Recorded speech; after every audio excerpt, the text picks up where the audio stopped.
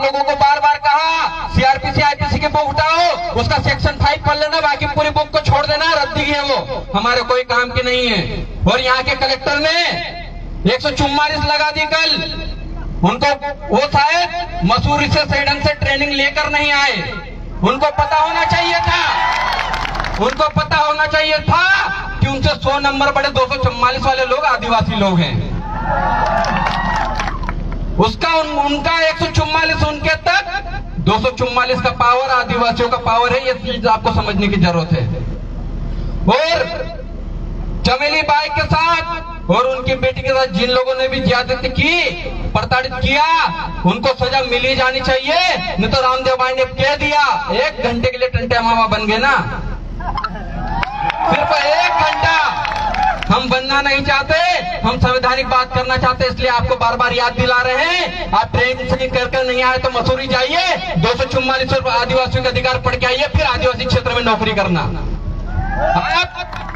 आप हमारे एरिया के नौकर हैं और इस देश का मूल मालिक आदिवासी है, ये सुप्रीम कोर्ट का जजमेंट कहता है। उस जजमेंट के बारे में भाई ने बता दिया, मैं पूरा नहीं बताऊंगा, अब डाउनलोड कर लेना और पढ़ लेना, सब एक कॉपी निकाल के घर रख लेना।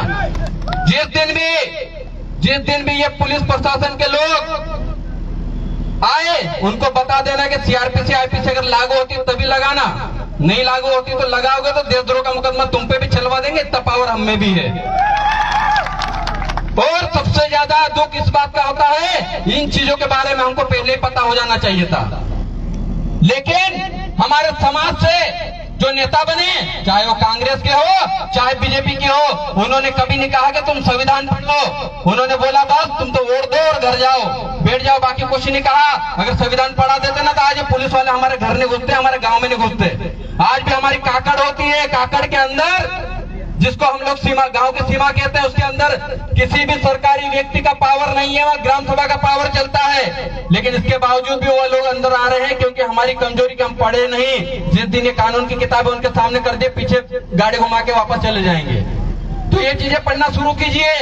और अभी मैं बैठा था और यहाँ पर मुझे वन विभाग वाले साथी द्वारा प्रताड़ित किए गए कुछ लोग आए थे, उनसे कहना चाहता हूँ कि जो जंगल है वो जंगल के मालिक आदिवासी हैं। आपका वन अधिकार अधिनियम 2006 में पैदा हुआ और आदिवासी सबसे पहले इस धरती का मूल बीज है, उसको उसकी जमीन से निकालने का काम मत करो। अभी कसरावद में 3 दिन पहले एक आदिवासी भाई को फॉरेस्ट विभाग ने नोटिस दिया।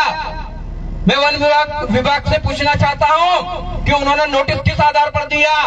आपको आदिवासी को संरक्षण और सुरक्षा की जिम्मेदारी दी गई है, ना कि उसको उसकी जमीन से बेदखल करने का कहा गया है। इसके बावजूद अगर बेदखली की जाती है, और आज देखो वो भाई अपनी जान गंवा दिया, वो जान आत्मसम्मान में गवाया कि मेरी झोपड़ी को गिरा देंगे, उनकी झोपड़ी को खत्म कर देंगे। आप लोग जाग जाइए, वरना ये लोग अभी धीरे धीरे आदिवासियों को खत्म करने पर लगे हैं। आदिवासी खुद पता नहीं कहां कहां कौन से धर्म में जाने को घुसा हुआ है, और दूसरे लोग आदिवासी बनने पर तुले हुए हैं, क्योंकि उनको पता है कि आदिवासी देश का मालिक है। जिस दिन भी आदिवासी जाग गया, उस दिन इन 92% लोगों को उनके मादरे वतन वापस भिजवा देंगे। इन चीजों को समझिए। हम कहीं हवा में बातें नहीं कर रहे, जितना सुप्रीम कोर्ट कहता है, जितना संविधान कहता है, उसी पे बात करते हैं। और आज भी प्रशासन आज के कार्यक्रम में अगर किसी को के ऊपर भी एफआईआर करता है, 144 उल्लंघन की धारा लगाता है, तो याद रखना जो धारा लगाएगा, जो विवेचना करेगा, उसको हम लोग सुप्रीम कोर्ट में घसीट देंगे और देशद्रोह का मुकदमा अब हम लोग लगाएंगे। क्योंकि पहले हम लोग नहीं पढ़ते, लेकिन अब पढ़ना लिखना शुरू कर दिया है। हम भी टंटिया भील की औलाद हैं, उनके विचार दिमाग में भी है, दिल में भी है, बस हाथों से कलम को चला रहे हैं। उन टंटिया भील के छोड़े हुए हथियारों को नहीं चला रहे हैं। आज भी घर में है, चलाना हम भूले नहीं, आज भी चला सकते हैं और आज भी उखाड़ के फेंक सकते हैं। इतना ही कहूंगा। आज जिस चमेली बाई के न्याय के लिए आए हैं, उसे न्याय दिला के रहेंगे। खरगोन के साथ ही लगातार उस चीज पे लगे हुए हैं।